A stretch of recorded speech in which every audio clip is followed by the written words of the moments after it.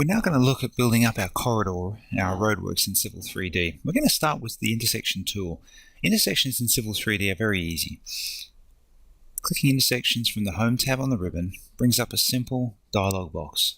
From here, we give our intersection a name and a marker style, and we simply click Next to move to the next panel. Here we can set our offset parameters. So within these intersection offset parameters, we can change some parameters like whether or not we want to use an existing alignment to control the edge, or whether we just use a simple offset value. In this case, we're going to use 3.5 meters for each of our nominal offsets. We can specify curb return parameters.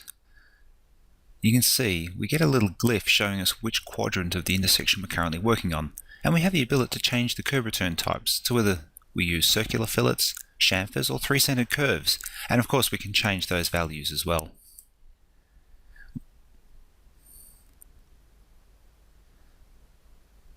And with a click of a button and applying the templates, you can see we've actually built out our fully parametric 3D intersection.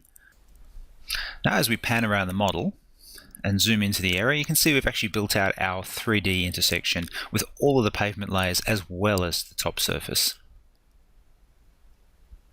Now we're going to make some adjustments to our existing intersection. We're going to add a deceleration lane. Now to do that, all we have to do is simply come in, select a few grips, and start to manipulate and edit the geometry on screen. This is great for just eyeballing in some values at first, but then we can actually go back into our intersection wizard and start to look at some of the parameters and actually type in some more hard-coded values. We can adjust things like our transition type, our tapers, whether we're doing it by taper length or by taper ratios. Now we just come back to our intersections and continue with an update, and you can see our intersection geometry is fully rebuilt. The vertical curve geometry generated out of Civil 3D gives us a straight line between our adjacent tangent points, and what we really want to do is put in some reverse vertical curves just to smooth that curve return out.